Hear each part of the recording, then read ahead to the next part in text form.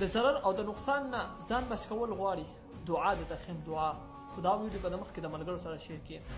حضرت عثمان رضی الله تعالی مبارک فرمایي چې حضرت رسول الله صلی الله تعالی علیه وسلم مبارک فرمایي چې کوم یو بنده سحر او ماښام دا کلمات 3 ځله ووایي بسم الله الذي لا يضر مع اسمه شيء في الارض ولا في السماء وهو السميع العليم. الله پاک به د